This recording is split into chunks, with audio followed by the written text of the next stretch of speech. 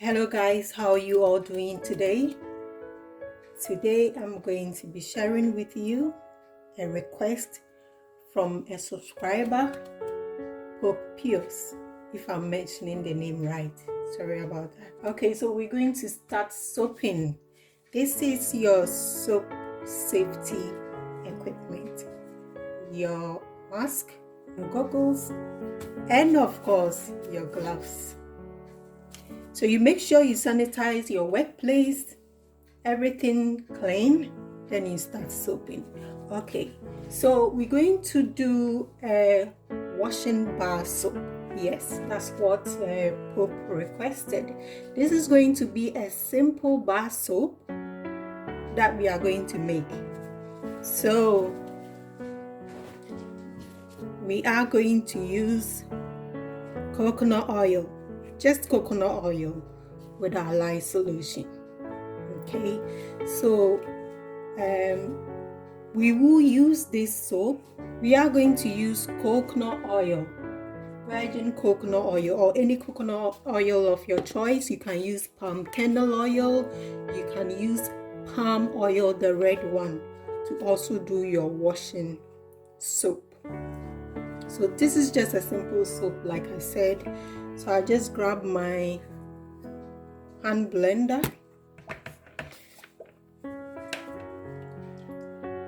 The lye solution has cooled down and the oil is also cooled down. So with the lye solution, I've got my citric acid in there. I said I would do a soap about why we put citric acid or why we put a chelator into our soap. So what citric acid does with sodium hydroxide when it comes together is make a sodium citrate, which becomes a chelator.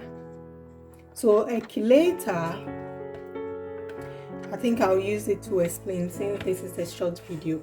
A chelator binds the ions in the water and all the rest of the minerals that we don't need. If it stays in your soap, that's where you get the soap scums. You know, sometimes you get the dots, or when the soap is there for some months, it starts molding. It's like a mold, but it's not proper mold, it's soap scum. So that's why when you're doing your soap, you either use your chelators, ecta, tetrasodium ecta, or disodium ecta, or citric acid. When it's combined with sodium hydroxide, you get your sodium citrate. Okay, so I think the explanation is clear, but I'll still do a video as to, because when you use citric acid, you loses some of the sodium hydroxide, so you need to add in more sodium hydroxide to get your amount of sodium hydroxide that you're going to use in your soap. Okay, let's do this. So this is our just coconut oil.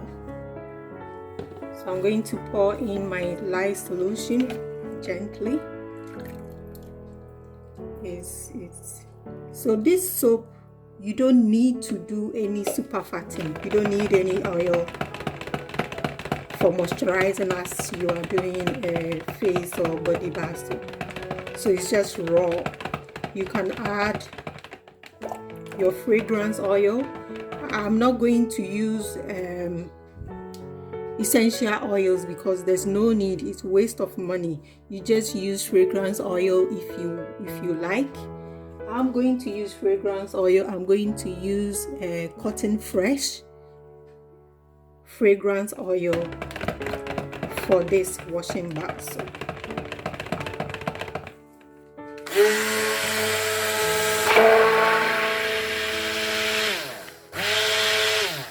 See how it's gelling quickly.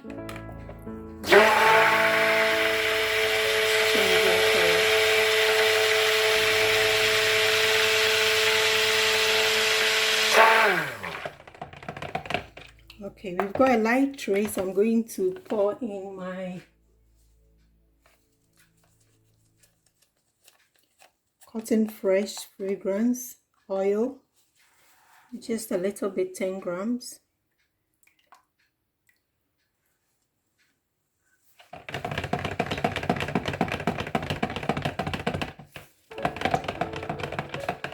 You can use a lemon fragrance oil or any oil that you like your clothes to smell with, or you can just do a plain soap. You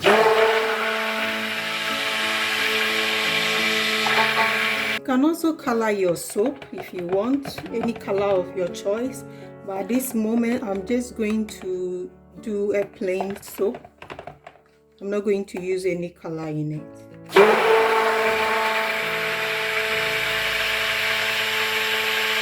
The reason why I'm using coconut oil is coconut oil is very cleansing, so I don't need to add soda ash or any other thing to it. It's going to be perfectly fine with the cleansing when it comes to stains and stuff.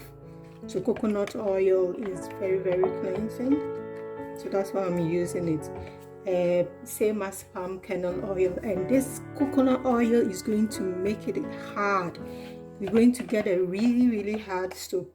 So if you don't want a hard soap, I would advise you use red palm oil or palm kernel oil.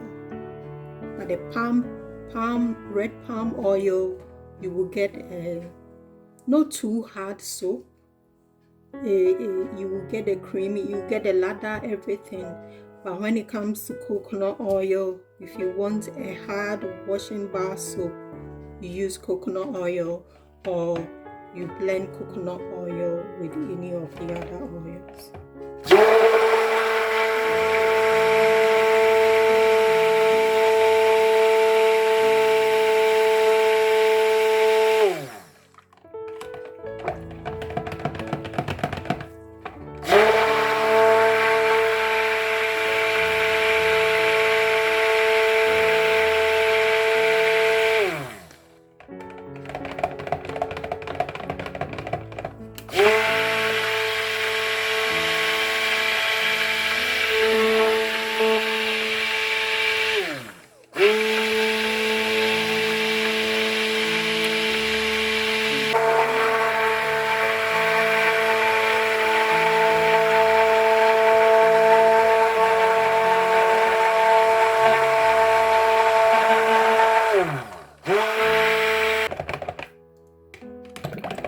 It's still got a light trace. Okay, it's not bad.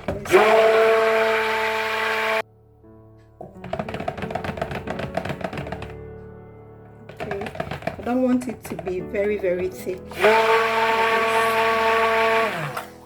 I want a smooth top of the soap. So at this moment, I think we are done blending it. Okay, so this is how the texture of the soap. It's mid-trace. I just want it that way so that I can pour it nicely into the molds. I'm using this molds so that I don't have to cut it, because it's coconut. Coconut can be so hard when you are cutting it, can break off, so it can break off. So I'm using these individual molds. It will be easy to remove, no need for cutting. So I didn't want to do any design at the top. That's why I need this. I need the soap to be in this kind of texture.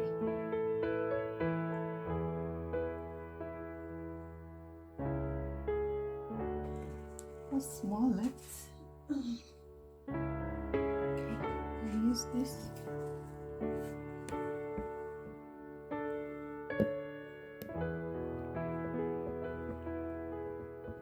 This soap has got no super fat in it, so you can't use it on your skin. Seriously, it's going to dry your skin out.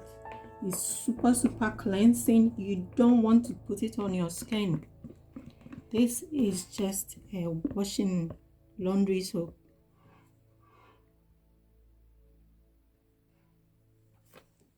Okay.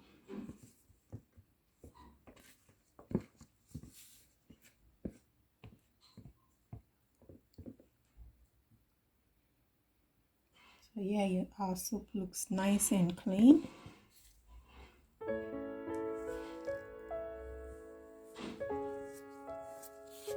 So we're going to leave it for 24 hours and I'll come and unmold it. This one, it could be just a few hours. I can unmold it, but I'll leave it till the next day and I'll come and unmold it. Hello guys, how you all doing? We are back after 24 hours. We're going to check how our laundry bar soap is doing. It's quite hard. Yes. So we're going to unmold it. Oh, so neat. Okay. So Pope Pius. Sorry if I'm not mentioning your name properly. This is your laundry bar soap ready.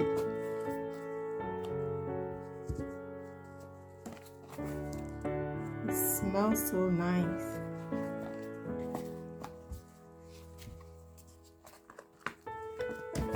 So this is it. This is the soap ready.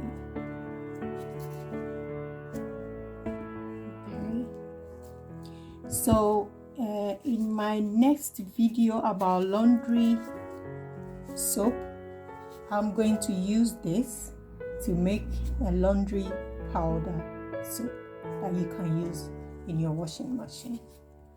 So this is it, our coconut washing bar soap ready. Thank you for watching. Please subscribe to the channel, share with your friends, tap on the notification bell and comment. Thank you so much. See you next time.